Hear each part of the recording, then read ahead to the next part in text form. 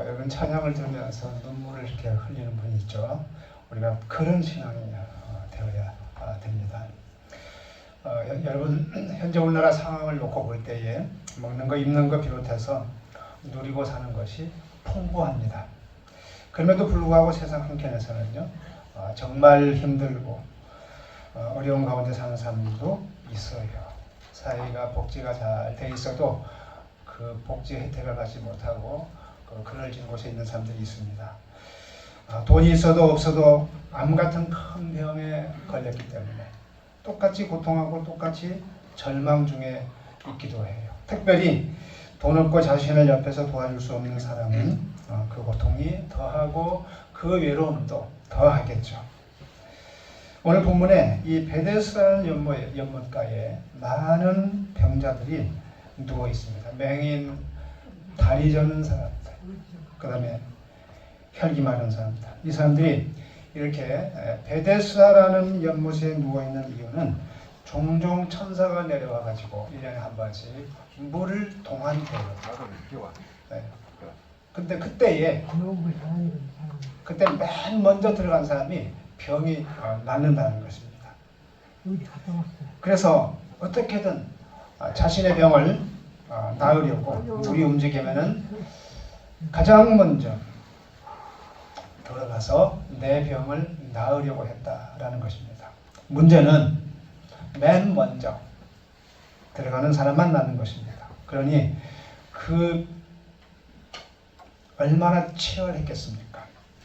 같은 병자로서 서로를 위로하고 돕고 사랑해야 하는 관계인데 병자들끼리 서로 경쟁자가 되는 것이죠. 물이 동할 때 못 들어간 사람은 다음 해를 기약하며 또 돌아가야 했던 것이죠. 여러분 종합병원에 가면은요 수많은 환자들이 줄을 서서 기다리고 또 이번 해에 있는 그 병동에 가보게 되는 많은 환자들이 누워 있습니다. 빨리 낫기를 기다리면서. 여러분 사람이 신체 어느 한 부분만 아파도요 정말 불편해요. 멀쩡하다가 손가락 하나만 아파 보세요. 저 며칠 전에 손가락 간질러 막 쑥쑥 애리고 밤잠을 못 자겠더라고요.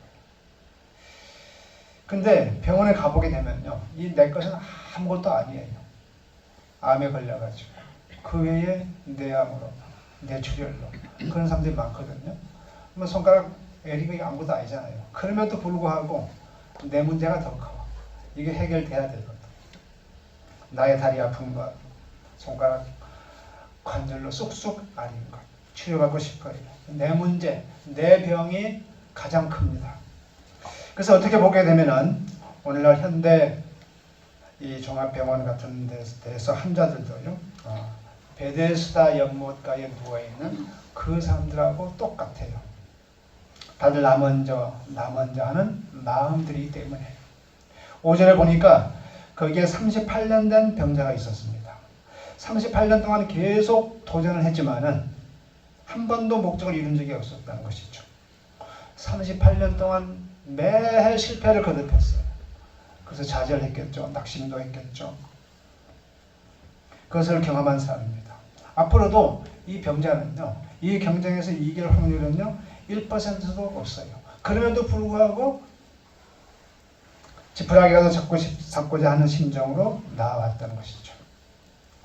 누군가가 나서서 여러분 우리 모두 올해는 가장 아픈 사람, 가장 연로하신 분, 자기 스스로 걷지 못하는 장애인을 우리가 들어갈 수 있도록 좀 배려하고 양보합시다. 그러면 좋겠는데 아마 그것도 허락이 되지 않았나 봐요. 근데 아이러니하게도 이 베데스다라는 연못 이름이 뭐냐면 자비의 집이라는 뜻입니다. 은혜의 집이죠. 그러나 이곳에서 일어나는 일은요 자비와 은혜라고는 전혀 찾아볼 수가 없는 무자비한 무한 경쟁 속에서 이렇게 쌓여있는 그런 장소입니다. 이 오늘 본문의 이 사건 속의 시간은요 안식일이었습니다. 이날이 9절에 보면은. 그러나 이 병자들 마음속에 안식이 없어요. 우리가 안식일을 지키면서 다시 말하면 주일을 지키면서 마음이 쉬어야 되잖아요. 육체적인 노동도 그쳐야 되고 우리 마음도 쉬어야 돼요. 평안해야 돼요. 그러나 이 병자들 마음속에 안식이 없어요. 불안하고 걱정스럽고 염려스럽습니다. 잠깐 한눈 팔 때 천사가 왔다 가면 어떡하지? 나보다 먼저 다른 사람이 들어가면 어떡하지? 이런 치열한 경쟁 속에 있습니다. 서로 소외되고 외로워지고 고독해지는 이런 삶은 그때만 아니라 지금도 똑같습니다. 오히려 더하죠. 2년 전의 통계였는데요.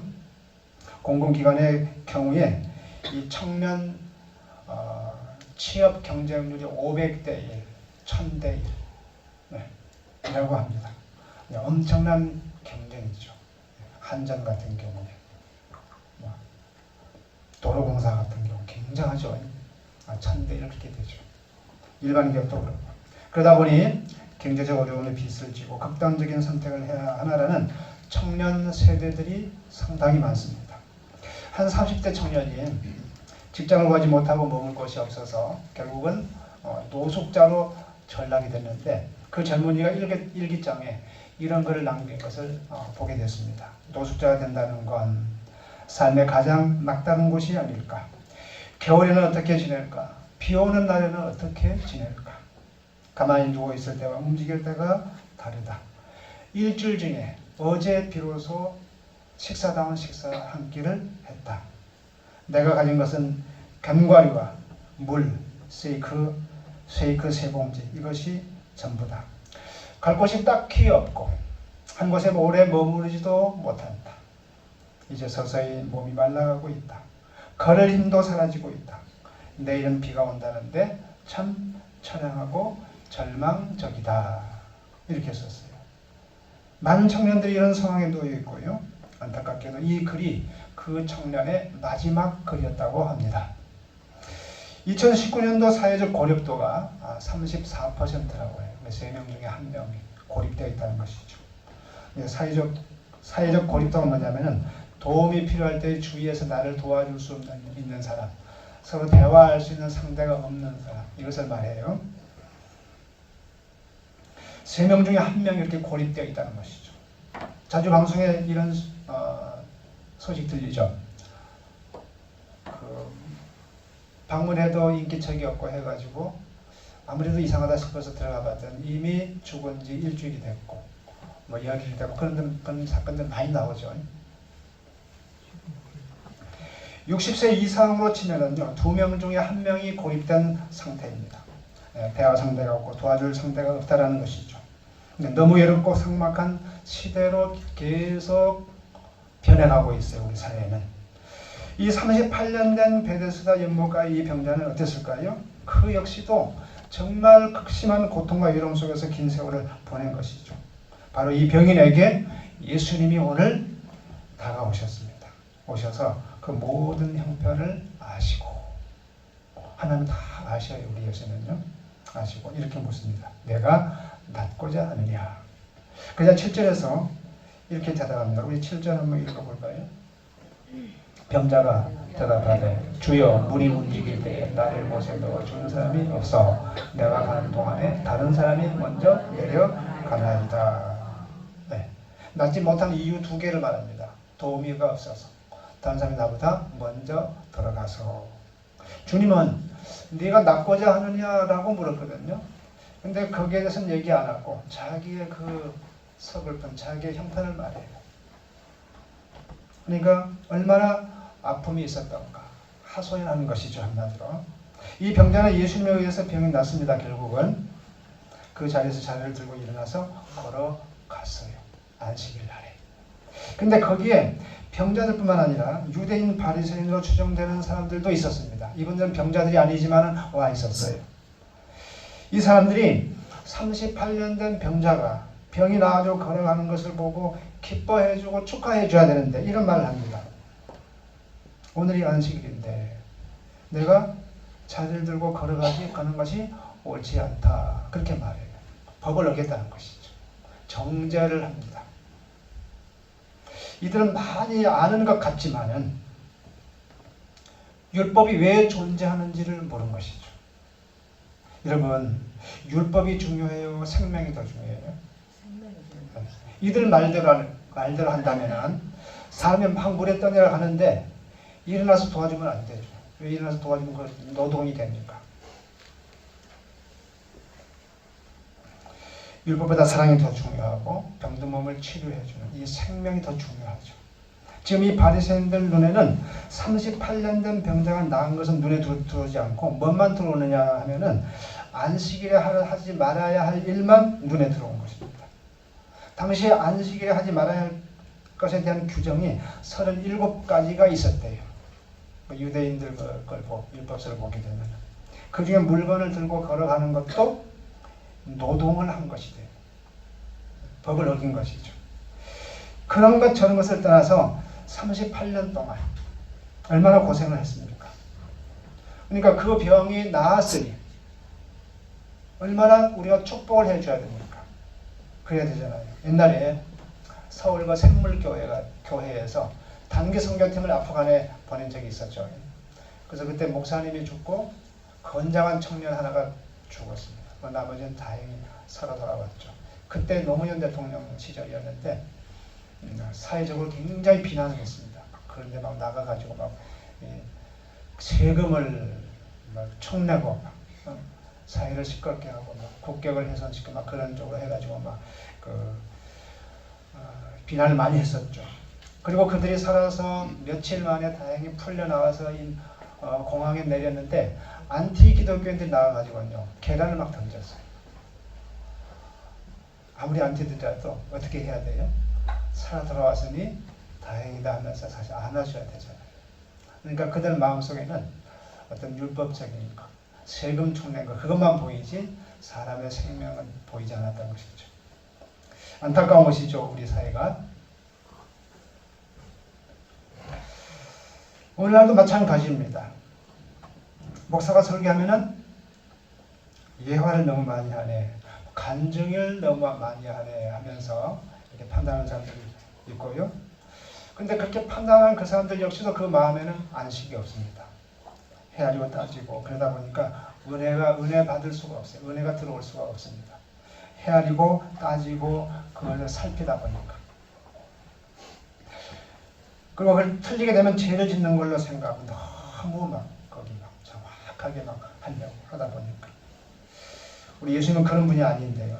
그래서 교회 안에서도 믿는 사람들끼리 갈등이 있어요. 그래서 교회사도 보게 되면은 스토아 학파, 아니면 율법주의자들, 그다음 에피쿠로스 학파, 자유주의자들, 쾌락주의자들이 나뉘어져 있습니다. 오늘날도 마찬가지입니다. 구원파 같은 경우는 그냥 구원받으면 의인이 되어가지고 막 마음대로 하는 거예요. 죄도 짓고. 왜냐면 구원 받았으니까 죄와는 상관이 없다 하면서 영은 구원받고 육은 이제 썩어 없어지니까 영과 육을 이분화하는 것이죠. 우리는 전인구원이거든요. 영도 구원받고 육도 구원받아요. 구원하기 때문에. 그러니까 이 극단적인 면이 있고 그 다음에 이렇게 너무 자유로 흘러가는 부분이 있고 이 모든 것을 아우러서 이렇게 전체를 아우르는 그런 정통이 있고. 자, 그래서 교회 안에도 갈등이 있고 이렇게 다투어요. 서로 그 길들이 있거든요. 세상 그 믿음의 그 색깔들이 있어요. 그러니 세상을 향해서도 그리스도의 향기를 나타낼 수가 없을 수가 있어요. 신문 기사에 이런 글이 실려 있었습니다. 저들이 기독교인들이 믿는 천국에는 가지 않겠다. 네, 내용은 기독교인들이 이기적이고 독선적이며 사랑이 없는 것에 대한 기사였어요. 사랑과 배려가 없는 기독교인들이 가는 천국에는 나는 가지 않겠다. 그런 내용입니다. 그러면서 과거에 IT라는 나라에서 있었던 그 어떤 사건을 올렸더라고요. 그게 뭐냐면 스페인이 과거에 구교 때 이제 IT를 점령을 해가지고는 그들을 막 죽이고 막 노예로 삼았어요. 그리고 그곳에 추장을 이제 죽이게 됐는데 죽이기 전에 그래도 저도 천국 갈 수 있는 기회를 주자 해가지고 복음을 전했답니다. 그래서 추장의 복음을 전해요. 그래서 추장이 묻습니다. 그러면은 이 군대들도 다 천국 갑니까? 물으니까 그러자 그 종군 그 전도사가 그렇다. 예수를 믿었으니까 믿음으로 가는 것이다. 맞습니다. 믿음으로 가는 것이다. 그랬더니 그러면은 나는 천국에 안 가겠습니다. 그들이 가는 천국에는 나는 가지 않겠어. 그들이 없는 곳이 천국일 것입니다. 복음을 거부했습니다. 굉장히 안타까운 일이죠. 그 이야기를 기자하면서 저들이 가는 천국에 가지 않겠다라는 글을 쓴 것이죠. 여러분, 사회에서 바라보는 교회와 시각이 이럴 수도 있겠구나라는 것을 우리가 이해를 해야 돼요. 이 기자의 말이 100% 맞는 건 아니지만은 기독교를 비판하기 위해서 이제 한 부분을 가지고 막 한 거예요. 예수 그리스도의 생명이 없고 믿음이 없는 사람들 눈에 그렇게 볼 수 있다는 것을 우리가 생각하게 되면은 우리가 행동도 잘해야 되겠구나. 믿음도 있어야 되겠지만, 왜냐하면 저들 눈에는 믿음과 은혜는 안 보이거든요. 뭐만 보여요? 우리 행실만 보이거든요. 그러니까 우리는 믿음을 기반으로 해서 선행도 해야 되고 모범적인 삶을 살아야 되는 것입니다. 사랑의 삶을. 이 베데스다에 있었던 유대인들의 무자비한 모습이 세상 사람들이 바라보는 그리스도인들의 모습일지도 모른다는 겁니다. 오늘 이 베데스다 연못강에서 그 오래된 병이 나와가지고 걷지도 못하는 사람이 나와서 걷게 되었는데 그걸 안식일 규례를 어겼다고 박수와 축복과 격려를 못해줄 망정 정죄하는 모습이 참 슬프죠. 그 사람들, 그러니까 율법인들, 유대인들, 바리새인들이나 유대인들에게 전혀 은혜가 있을 수가 없었죠. 그런 심령 속에는. 베데스다 연못가의 또 하나의 상황은 무한 경쟁 사회에 우리의 삶이 노출되어 있습니다. 어떻게 해서든지 남들보다 더 갖고 더 앞서려는 게 우리의 일반적인 삶이지 않습니까? 시기하고 질투하고 경쟁하고. 그래서 우리도 잘되고 보자는 식으로 일반인과 다른 사고방식으로 살아가려고 합니다. 예쁘고 보자, 갖고 보자, 성공하고 보자 그러잖아요. 우선 먼저. 그래서 예수님을 내가 그렇게 되도록 도우미로 끌어들입니다. 예수님. 나의 성공할 수 있는 그 도우미로. 주님, 꼭 좀 그렇게 하여 주옵소서. 나의 그 채무를 받아낼 수 있도록 해 주옵소서. 나의 채무를 갚을 수 있도록 해 주시옵소서. 이런저런 소원들을 우리가 하잖아요. 내 아들이 이번에 취직시험을 보는데요. 300대 1이랍니다. 다른 사람 다 제치고 내 아들이 되게 해 주옵소서. 예수님 머리 아프시겠죠. 예수님도 어떻게 해야 되죠? 이런 경우에. 과거에 남북전쟁이 있었습니다. 미국에. 링컨 대통령이 노예 해방시키려고 불가피하게 남북전쟁이 있었어요. 북군과 남군과 싸웠습니다. 그때 다 그들은 기독교인들이었죠. 그래서 서로 기도했습니다. 하나님, 우리가 이기게 해 주옵소서. 근데 링컨 대통령이 이런 말을 했습니다. 참모들을 모아놓고, 여러분, 하나님 우리 편 되게 해달라고 기도하지 말고요. 우리가 하나님 편에 서게 해달라고 그렇게 기도합시다. 정말 유명한 말을 했죠.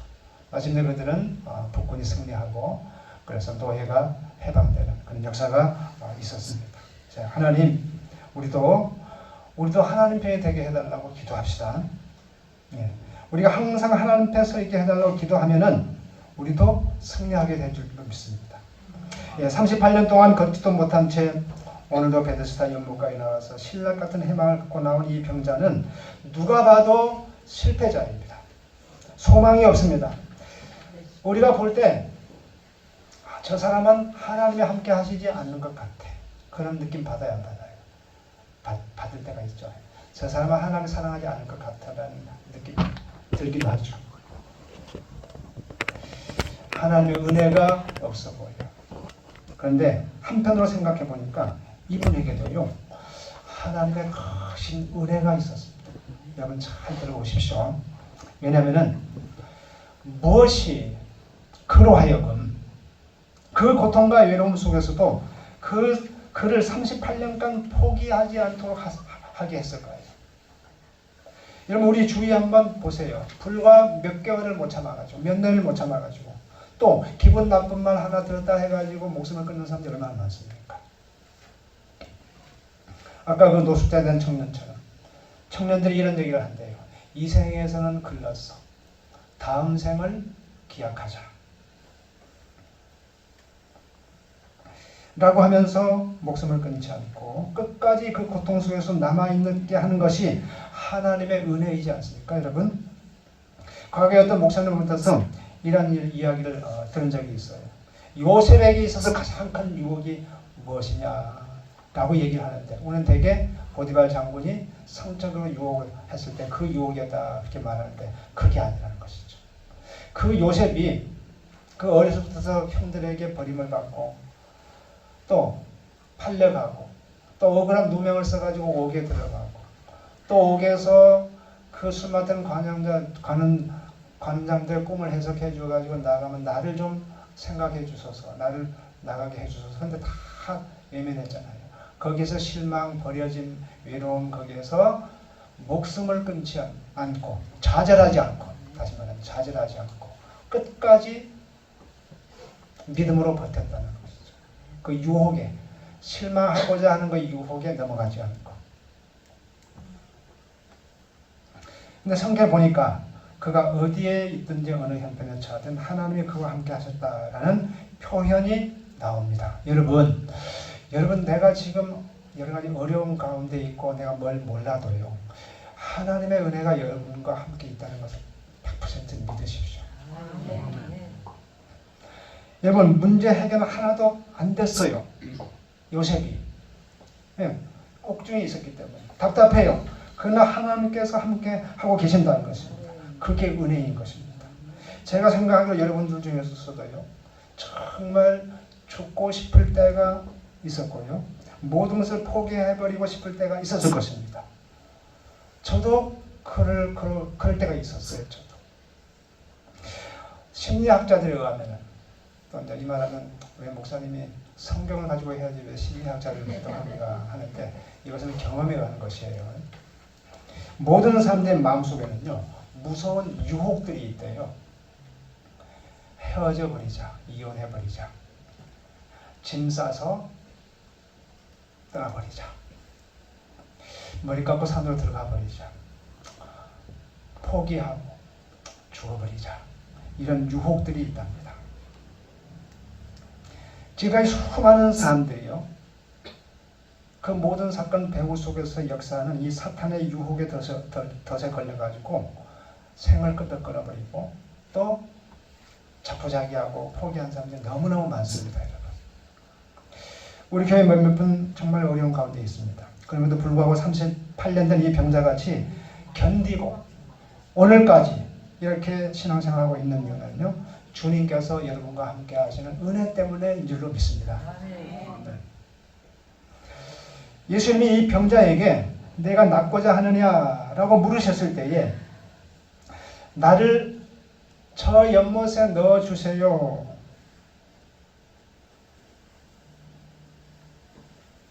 하는 도우미도 없을 거예요. 다른 사람이 나보다 먼저 들어가서 이렇게 낫지 못하고 있었어요 라고 말할 때에 예수님은 그래, 내가 너의 소원을 들어줄게. 내가 가장 먼저 물이 동하면은 가장 먼저 너를 넣어줄게 라고, 너의 목표가 그거잖아 하고 그 너의 목표를 이루어줄게 하지 않았습니다. 예수님은 뭐라고 하시냐면은, 내가 그것만 하면 좋겠어 하는 그것이 진정으로 너에게 필요한 것이 아니야. 너에게 필요한 건 바로 나다. 여러분, 우리가 정말 어려운 가운데 있는 분들, 고통 중에 있는 분들이 마음속에 정말 오매불망 바라는 것이 뭡니까?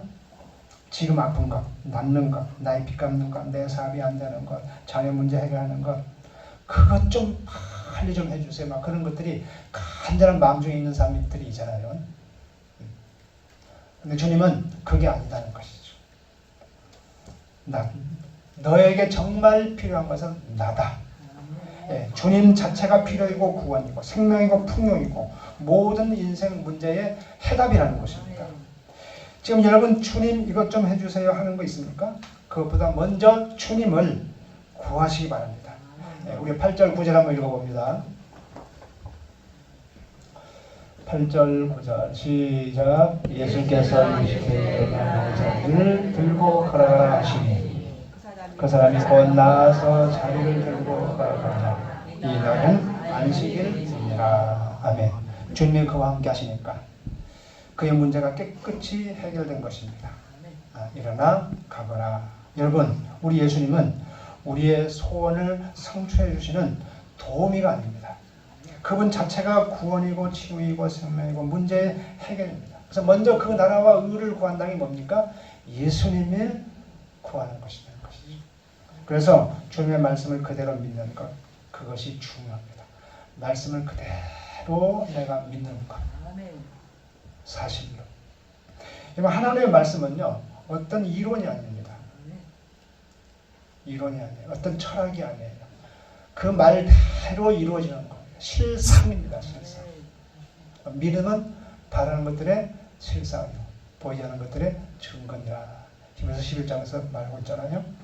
오늘 말씀에서 안식이라는 단어가 자주 등장하는데요. 우선 5장 14절을 한번 읽어봅니다.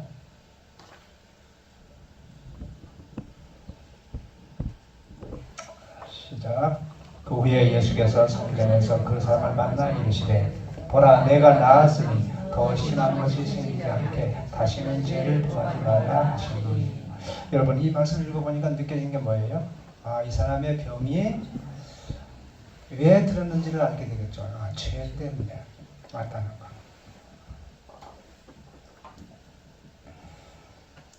여러분 죄의 종류가 많은데 그럼 무슨 죄를 지었을까요? 한번 다리를 못 닿으며 발로 누구를 찼을까? 폭행을 했을까? 그렇게 생각이 의문이 갔죠. 근데 여기서 죄는요, 죄의 뿌리를 말하는 것입니다. 죄의 근원. 죄의 뿌리가 뭐죠? 내가 내 인생의 주인이 되는 것. 이게 큰 죄입니다. 주님이 내 인생의 주인이 되어야 되는데 내가 내 인생의 주인이 되어가지고 살아가는 것이죠. 여러분 이론적으로 조금만 생각해봐도요. 나는 한 치 앞도 알 수도 없거든요. 한 치 앞도. 그런 나를 의지하고 산다는 거죠. 사람들이. 내일 일을 모르는 나를 의지하고 산다. 똑똑한 사람들에게 물으면요. 하나님 의지하고 하십시오. 그러면 내가 나를 의지하지 무슨 하나님. 지식인들 그렇게 말합니다. 너무 어리석은 이야기죠. 알고 보면. 뭘 모르는 것이죠.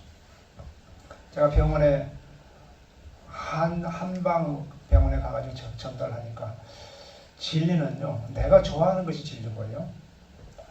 나를 의지하지 뭘 의지합니까? 그렇게 얘기하죠. 의대 나온 사람인데. 그러니까 세상 지식은요, 싸우면 싸울수록 어리석게 되고요. 맹인이 되어가지고 가는 것이고. 저기 경신여고 앞에 그 한방병원에서 경험한 것입니다. 여러분 이 시간에 한번 물어보겠습니다. 지금 내 인생의 주인이 내가 되어서 살아가고 있지 않습니까? 바로 거기에서 모든 죄의 열매들이 맺어지는 것입니다. 내가 내 인생의 주인이 되니까 베데스다 연못가에 있는 사람들 같이 진정한 안식이 없고 왜 내가 해야 되기 때문에 무거운 짐을 지고 내가 내 인생의 주인이 되면요 모든 것을 내가 지고 가야 돼요. 그래서 예수님께서 그랬어요. 수고하고 무거운 짐을 져도 다 내게로 오라. 내가 너희를 쉬게 하리라. 내 멍에는 씻고 가벼워. 내 멍에를 지고 배우라 그러잖아. 마음에 힘이 없어요. 내가 내 인생의 주인이 되면은 내가 해야 되기 때문에 남에게 뒤질까 싶어서 내가 먼저 들어가야 하는 이 조바심 때문에 쉬지 못해요. 왜 그래요? 내가 내 인생의 주인이니까. 내가 내 문제를 들고서 전전긍긍하는 삶을 살아요. 주님께 맡기지 못하고 또 유대인들처럼 어떤 잣대 하나를 놓고서 재요. 그리고 교만하게 정죄를 해요. 마치 재판장처럼. 여러분 재판장에서 하나님께 모든 걸 맡겨야 됩니다. 재판장에서 예수님을 제쳐두고 자신이 판단을 해야 돼요. 그 어떤 것을 가지고서 내가 정확하게 안다는 것이죠. 이렇게 내가 내 인생의 주인이 되면은요 교만이 들어오게 되고 왜 내가 하니까 뭐가 또 이루어지면 내가 했다가 교만이 돼요. 또 힘이 없는 불안이라는 두 가지에서 수없는 죄의 열매들이 맺혀지는 것입니다. 여러분 안식일 하면 안식은 뭐냐면 편안할 안자 쉴식입니다. 그래서 안식은 편안히 쉰다는 뜻이에요. 근데 그냥 쉰다는 게 아니에요. 하나님께서 우리에게 안식을 주신 이유는 우리의 안식이 우리의 인생이 나의 노동을 통해 가지고 돈을 많이 벌어가지고 쌓아 놓으면은 나에게 평안이 온다.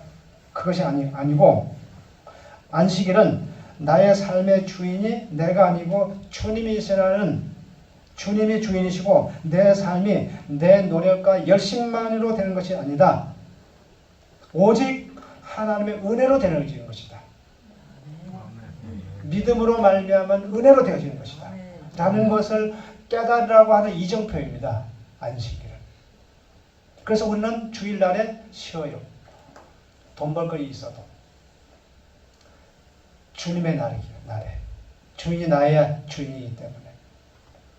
시편 46편 10절로 11절 한번 띄워보세요.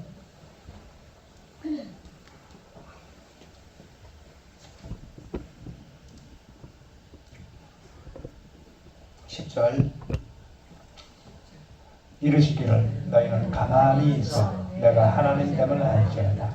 내가 문 나라 중에서 높임을 받으리라. 내가 세계 중에서 높임을 받으리라 하시더라. 네, 너희는 다른 번역에 보니까 너희는 잠깐 손을 멈추고 내가 하나님인 줄 알라 그렇게 해놨더라고요. 그래서 거기가 더 내 마음에 와 닿아서 봤는데 이 말은 너희는 잠깐 손을 멈추고 내가 하나님 됨을 알지어다. 이 말은 뭐냐면 내가 너의 주인이고 너를 다스린다 이 말입니다. 또 내가 문 나라로부터 높임을 받는다. 내가 세계 중에서 높임을 받는다. 만군의 주님이 우리와 함께 하신다. 내가 다스리니까 불안해하지 말고 평안히 나에게 맡겨라 이 말이죠. 야곱의 하나님은 우리의 피난처시오. 이건 뭐냐면 그분이 우리의 구원이라는 것이다 말입니다. 그것을 잊지 말라. 우리는 너무 치열한 경쟁 속에서 하나님의 말씀을 잊고 살기 때문에 부지불식간에 내가 주인이 되어가지고 우리는 순간순간 깨어서 살아야 되는 것입니다. 그러면 또 잠자게 되고 내가 주인이 되어가지고 내가 전전긍긍하고 내가 해야 돼. 물론 노력하지 말라는 건 아니에요. 여러분 그동안 우리가 내가 어떻게 해보려고 아등바등 평생 살아왔지만은 남은 게 뭡니까? 그래서 안식할 수 있는 자는 가만히 멈추고 예수님을 바라보는 자가 자입니다. 그 사람이 하나님을 알게 돼요. 발견하게 되고 그래야 쉼이 없고 병든 마음이 참된 쉼을 얻고 나음을 얻게 되는 것입니다. 여유가 생깁니다. 이웃을 경쟁자로 보지 않고 동역자로 봅니다. 뒤처진 사람들을 찾아가서 일으켜줍니다. 앞서가지 않고 함께 갑니다. 그리고 절대로 교만하지 않고 판단하지 않습니다. 이것이 죄를 이기는 삶이 되는 것입니다. 이것이 안식을 누리는 삶이에요. 제가 총신 다니던 중에 거의 죽을 지경에 왔어요. 그래서 다들 다 시험 공부할 때에 저는 산에 기도굴에 올라가서 기도하고 공부가 이제 필요 없습니다. 곧 죽게 되었는데. 근데 모든 걸 내놓고 하나님께 맡기고 기도를 하는데 나의 남은 가족은 어떡하고 안 믿는 불교 믿는 내 동생들이 생각할 때에 아이고 저 형 하나님 믿는다고 하더니 저렇게 젊어서 요절한 거 보니까 하나님은 없네. 하나님의 영광을 가리켜가고 창피하더라고요. 그것이. 그래도 어떻게 하나님이 내 목숨을 데려간다는데 어떡해요. 순종해야죠. 맡겨야죠. 그래서 오전 내내는 막 놓지를 못했어요. 나의 죽음에 대해서. 그런 거 저런 거 세상과 때문에. 근데 오후쯤에 가가지고 마음의 정리가 되더라고요. 하나님이 다 하시니까. 구원도 아무리 근다해도 구원은 하나님의 손에 있으니까 네가 근다 해서 네가 잘 된다 해서 되는 것도 아니고 하나님이 다 하는 것이다 라는 걸 다 맡겨지더라고요. 그 다음에 또 무슨 마음이 있었냐면은 그 당시에 이 총신이라는 게 상당히 들어가기 힘들었었어요. 근데 저는 이제 여기에서 그 전체 2등이 나왔기 때문에 이제 저는 무시형으로 들어갔어요. 그냥. 근데 오수어도 하고 막 육수도 하고 막 그랬었거든요. 근데 거기 가면은 서울대생들도 있고 고대생들도 막 연고대생들, 명문대학생들 많이 와 있어요. 근데 그분들하고 경쟁해서 내가 어떻게 이 목회를 성공할 수 있는가 그렇게 경쟁자로 보는 거예요. 근데 제가 죽게 되니까 그것이 경쟁자로 보이지 않고 하나님 아버지 나는 죽어 없어져도 저 연고대 나온 실력자들 저 젊은 아이들 저 나이가 많아서 했기 때문에 젊은 자들이 얼마든지 있으니까 얼마나 감사합니까? 내가 없어도 저분들이 주의를 하니까 그렇게 마음이 바뀌어지더라고요. 내려놓으니까 자유를 얻게 됐어요. 그리고 그날 밤에 제가 소래 교회 거기서 잠을 잤는데 새벽까지 잠을 못 자다가 늦게까지 잠을 자는데 이렇게 구부려서 잠을 잤어요. 근데 꿈에 제가 어떤 길을 가는데 숲속에 교회가 보이고 그런데 막 찬송이 막 울려나오는 거예요. 그래서 그 속에 들어가니까 그 사람들이 막 찬양을 하는데 막 그 열기가 엄청나게 뜨겁고 이 강대상에서 막 피가 보이더라고요. 그래서 저는 보혈의 피다 그런 게 느껴지는데 저는 그냥 거기에서 저 안에서 차마 얼굴을 못 들고 무릎을 꿇고 그냥 이렇게 있었어요. 근데 집회가 끝나고 나서 목사님이 딱 걸어오더니만은 제 머리에 손을 얹더라고요. 그러니까 저는 그 목사님 발만 보고 계시죠. 근데 그분이 하는 말에 네가 저보고 그러더라고요. 목사님이 네가 이리 가도 안 되고 저리 가도 안 되는데 네가 이제 예수님께로 왔구나 그러더라고요. 그리고 제가 눈물을 막 흘리더라고요. 그 뒤로는. 그래서 이제 꿈을 끝나는데 계속 눈물만 흘리는 거. 하나님의 은혜에 젖어가지고. 그리고 막 울면서 그대로 꼬꾸라졌는데 제가 이제 꿈을 깼어요. 근데 새벽 4시인가 5시 되더라고요. 새벽이었어요. 그리고 밖에 나가가지고 물 한 모금도 못 먹었어요. 아파가지고는. 근데 밖에 나가가지고 목이 말라 물을 먹으니까 물이 막 감로수같이 아주 달고 쏙 넘어가는 거예요. 아침도 먹고 하나님께서 고쳐주시고 꿈을 통해서. 여러분 거기에서 안식이 오고 또 치료가 돼요. 여기서 아프던 것이 허리끝 밑으로 쏙 내려가는 그런 느낌을 받았고 그날로 치료를 받았어요. 그러니까 하나님께서 제가 신학교는 다녔지만은 내가 주인이 된 것이죠. 경쟁에서 이겨야 된다는 걸 강박합니다. 죽음 앞에서도 나 죽으면 창피당할 거, 나를 어떻게 생각할 건가, 내 가족을 어떻게 될까, 그런 염려, 근심, 고놈을 들고 있었던 것이죠. 근데 하나님의 은혜로 모든 것을 내려놓게 되고 자유를 얻게 되고 쉼을 누리게 하시더라고요. 여러분 우리의 마음의 병들과 아픈 이유가 여기에 있습니다.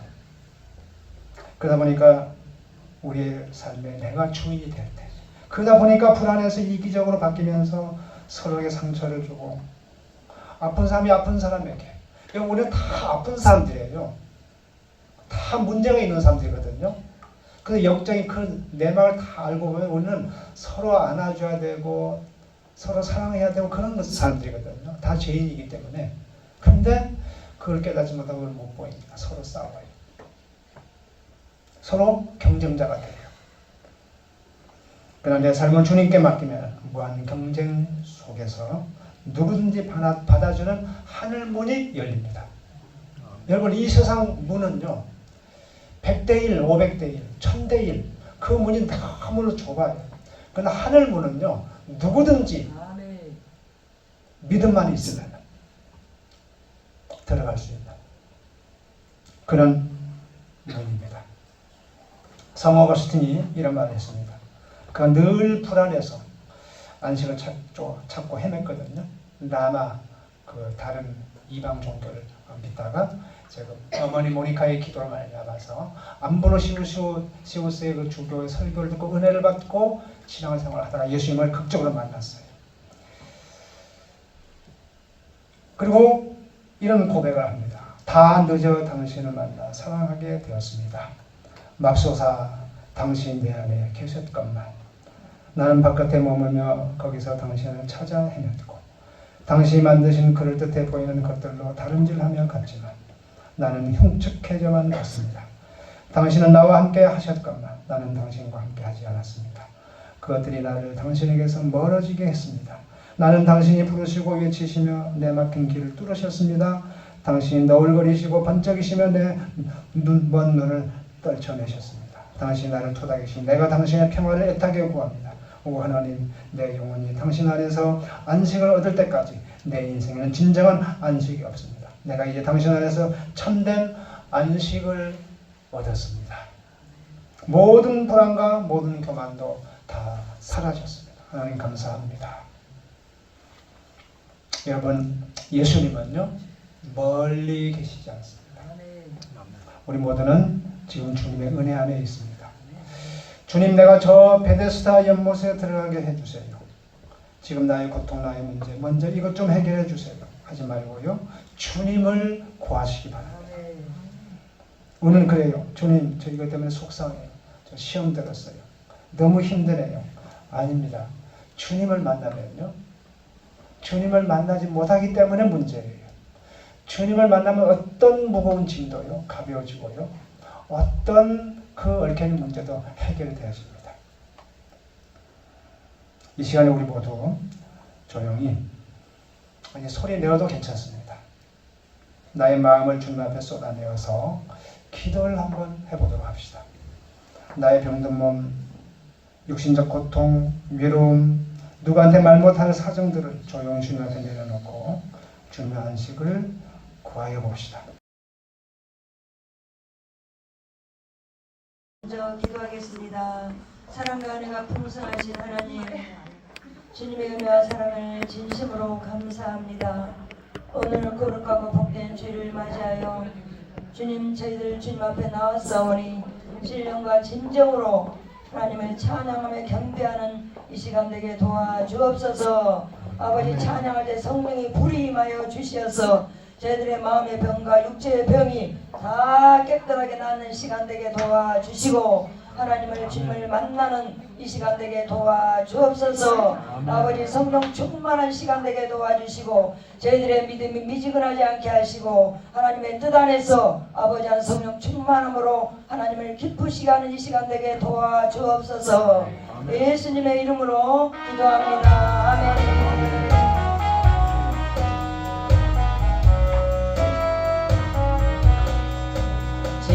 지금까지 지내온 것 주의 크신 은혜라, 한이 없는 주의 사랑 어찌 이루 말할까. 자랑게나 주의 손이 항상 살펴주시고 모든 일을 주 안에서 영원하게 하시네. 몸도 마음도 변화가나 세입하는 자세 물붓을 세우시는 주의 은혜 족할까. 사랑 없는 거리에나 돌아선 길에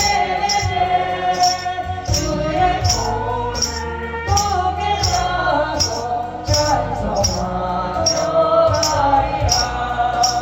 주님 다시 세월 날이 날로 나가와 무거운 짐 주께 맡겨 옷을 날도 멀다네. 나를 위해 예비하신 고향 집에 돌아가 아버지의 품 안에서 영원토록 살리라. 아멘. 아멘. 찬송가 261장 찬양합니다. 박수치면서 찬양합니다.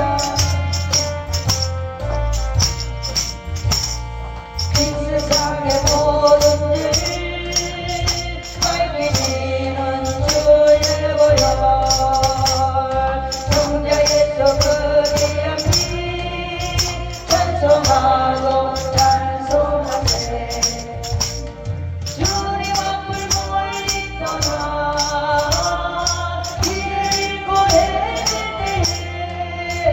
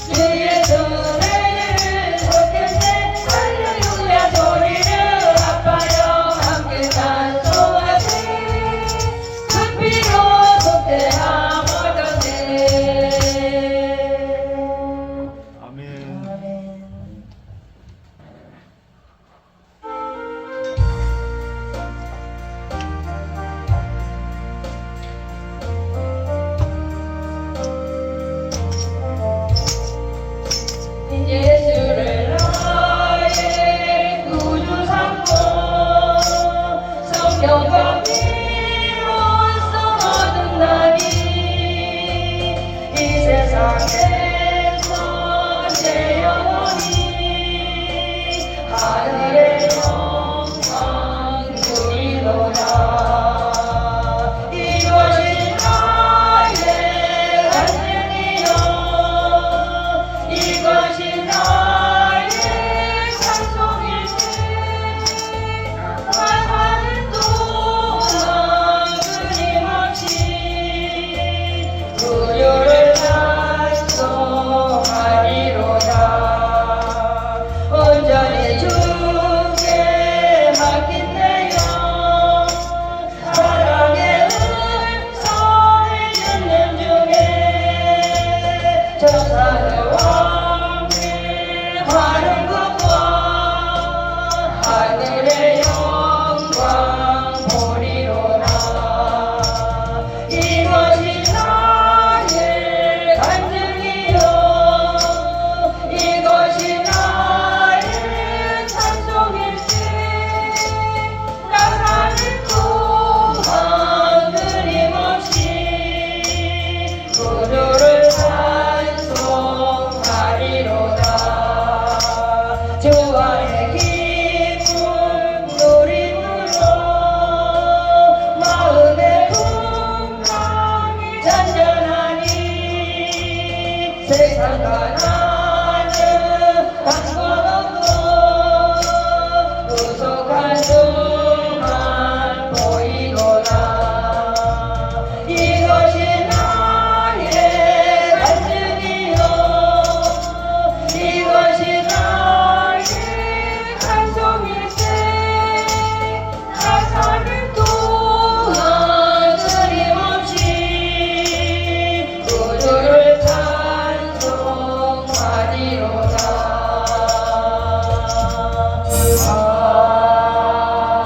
아멘. 우리 주의 성령이 힘차게 박수 치면서 찬양합니다.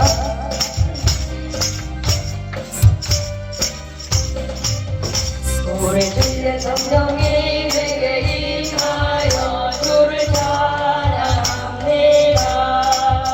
우리 주의 성령이 내게 임하여 주를 찬양합니다. 찬양합니다. 찬양합니다. 주를 찬양합니다. 찬양합니다. 찬양합니다. 주를 찬양합니다. 우리 주의 성령이 내게 임하여 손뼉치며 찬양합니다. 우리 주의 성령이 내게 임하여 손뼉치며 찬양합니다. 손뼉치면서 주를 찬양합니다. 손뼉치면서 주를 찬양합니다. 우리 주의 성령이 내게 임하여 소리 높여 찬양합니다. 우리 주의 성령이 내게 임하여 소리 높여 찬양합니다. 소리 높여서 주를 찬양합니다. 소리 높여서 주를 찬양합니다. 우리 주의 성령이 내게 임하여 춤을 추며 찬양합니다. 우리 주의 성령이 내게 임하여 춤을 추며 찬양합니다. 춤을 추면서 주를 찬양합니다. 춤을 추면서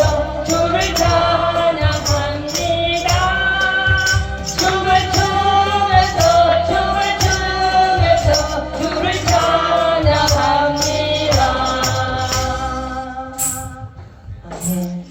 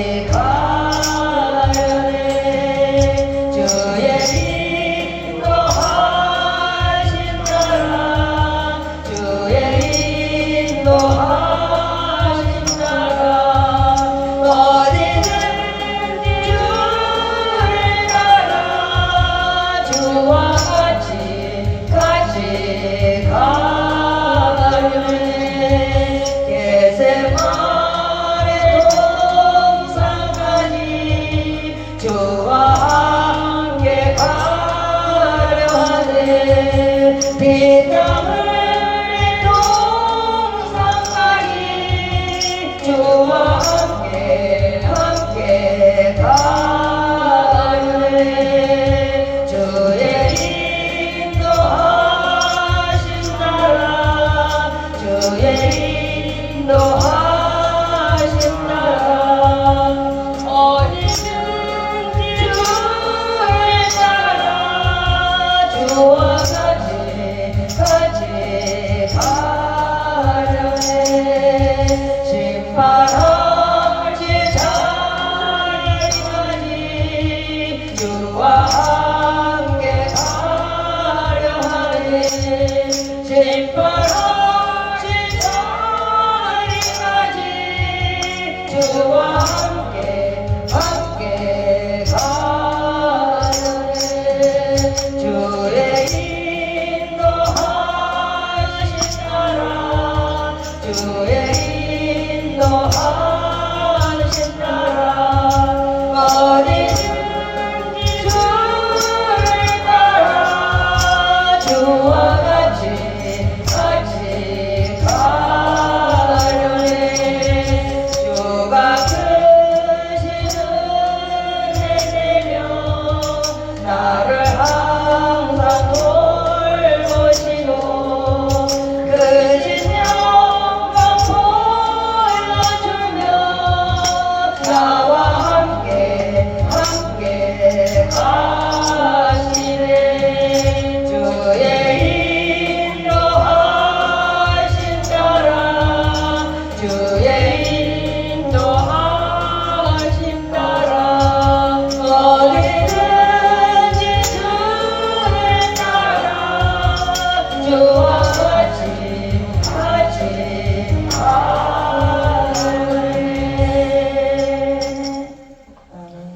찬양하시고 오늘 거룩한 주일 예배를 우리 하나님 앞에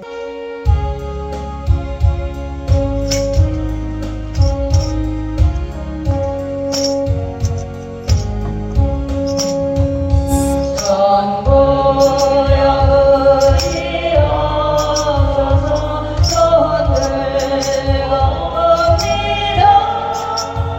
주 나를 외면하시면 나 어디 가리까. 내 죄를 지키기 위하여 피 흘려주시니 후회하는 마음으로 주 앞에 옵니다. 전부터 계신 주께서 영죽을 죄인을 오히려 구해주시니 그 사랑하는데 내 죄를 지키기 위하여 피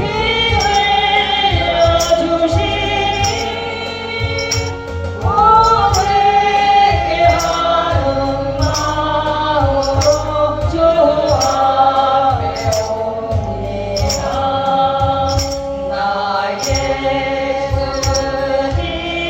의지함으로 그 손을 받아서 주님께 구한 모든 것을 얻겠습니다. 내 죄를 지키기 위하여 피 흘려주시니 고백하는 마음으로 주 앞에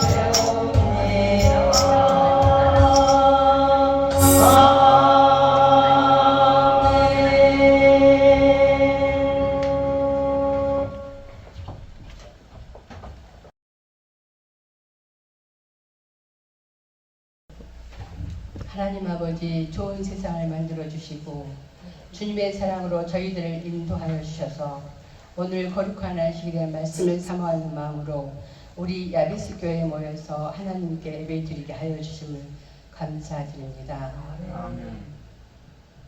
사랑과 은혜가 하나님 아버지, 지난 한 주 동안도 세상에 살면서 알고 모르고 지은 죄 불쌍히 여기사 용서하여 주옵시고 도전하며 사명 감당하게 하여 주시옵소서. 십자가의 보혈로 계속하신 크나큰 사랑을 기억하게 하시고 주님의 은혜임을 고백하며 주신 말씀대로 살아가기를 힘쓰는 주님의 제자들로 살아가게 도와주시옵소서. 코로나로 힘들었던 기간에도 주님의 도우심으로 잘 지낼 수 있었습니다. 넘치도록 베풀어 주신 은혜로 믿음을 붙잡고 온전히 잘 지낼 수 있었고 어렵고 힘든 상황에서도 주님의 손길을 느끼며 이겨낼 수 있었습니다. 우리의 욕심으로 세상이 어두워지지 않게 하시고 주님께서 주시는 말씀을 믿어 세상의 복음을 전하며 변화시키는데 주저하지 않는 정결하고 담대한 믿음을 주시오며 주님께서 항상 함께하여 주시옵기를 원합니다. 하나님 아버지, 이 나라를 사랑하셔서 복음을 자유롭게 허락하심도 감사드립니다. 주신 복음을 더 널리 많은 생명에게 전하여 주님의 나라로 받아주시고 세계 만방을 향하여 복음을 전파하는 복된 나라로서 미래를 열어나가는 강건한 나라로 세워 주시옵소서. 하나님 아버지, 대통령을 비롯한 지도자들에게도 국민만을 섬기는 진정한 일꾼들이 되게 하시고 서로 이익만 추구하는 외교 시대에 세계의 지도자들과 위기를 펼쳐나갈 때에도 지혜와 총명을 주셔서 좋은 결실이 있게 도와주시옵기를 기도드립니다. 하나님 아버지, 우리 교회를 축복하셔서 항상 좋은 곳으로 채워주심도 감사합니다. 전도하면서 공성장하는 교회가 될 수 있도록 사용하여 주시옵소서. 우리의 작은 시름도 크게 들으시고 도우신 하나님 아버지, 우리 야비스 교회 성도님들, 병중에 있는 사랑하는 성도님들과 또 어려운 시험 중에 있는 성도님들의 회복을 위해 기도드립니다.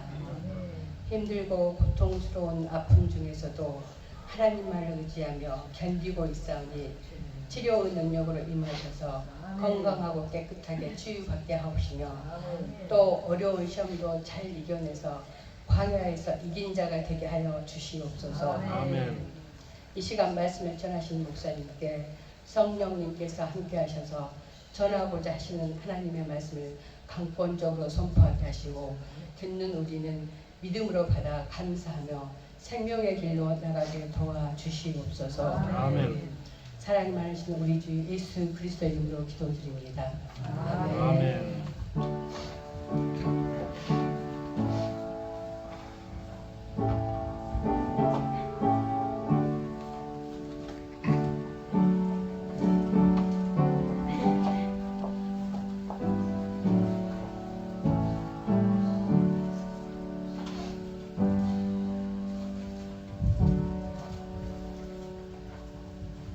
오늘의 말씀은 요한복음 5장 2절에서 13절 말씀입니다. 제가 가진 신약성경 149쪽, 150쪽에 있습니다. 예루살렘에 있는 양문 곁에 히브리 말로 베데스다라 하는 곳이 있는데 거기 행각이 5이 있고 그 안에 많은 병자, 맹인, 다리 저는 사람, 혈기 많은 사람들이 누워 물의 움직임을 기다리니 이는 천사가 가끔 못에 내려와 물을 움직이게 하는데 움직인 후에 먼저 들어가는 자는 어떤 병에 걸렸든지 낫게 됨이라라. 거기 38회 된 병자가 있더라. 예수께서 그 누울 것을 보시고 병이 벌써 오래된 줄 아시고 이르시되 내가 낫고자 하느냐. 병자가 대답하되 주여 물이 움직일 때 나를 못에 넣어주는 사람이 없어 내가 가는 동안에 다른 사람이 먼저 내려가나이다. 예수께서 이르시되 일어나 내 자리를 들고 걸어가라 하시니 그 사람이 곧 나와서 자리를 들고 걸어가니라. 이날은 안식일이니 유대인들이 병 나은 사람에게 이르되 안식일인데 내가 자리를 들고 가는 것이 옳지 아니하니라. 대답하되 나를 낫게 한 그가 자리를 들고 걸어가라 하더라 하니 그들이 묻되 너에게 자리를 들고 걸어가라 한 사람이 누구냐 하되 고침을 받은 사람은 그가 누구인지 알지 못하니 이는 거기 사람이 많으므로 예수께서 이미 피하셨습니다.